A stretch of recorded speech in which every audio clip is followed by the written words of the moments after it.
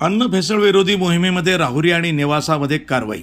Ice cream आणि खाद्यतेलाचा 2,84,000 किमतीचा साठा जप्त.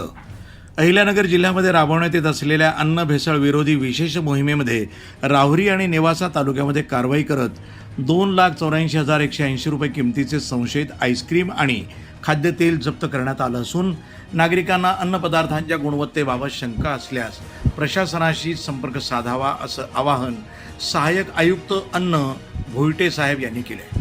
राहुरी येथील शिवशक्ती आईस्क्रीम आणि या आस्थापनाची तपासणी करत शिवशक्ती ब्रँडच्या आईस्क्रीम गुलकंद आणि अमेरिकन नट्स या उत्पादनांचे नमुने विश्लेषणासाठी घेण्यात आले.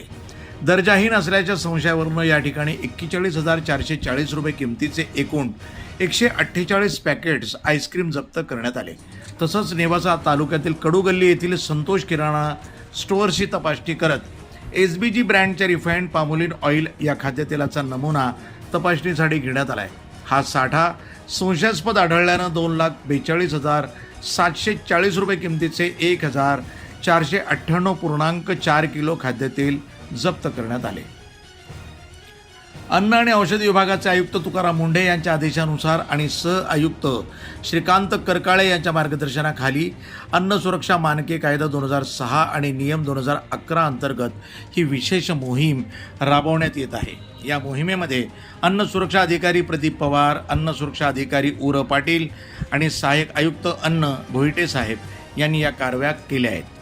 नागरिकांना स्वच्छ आणि भेसळमुक्त अन्न उपलब्ध व्हावं यासाठी जिल्हाभर ही मोहीम अधिक व्यापक स्वरूपामध्ये सुरू करण्यात आली आहे.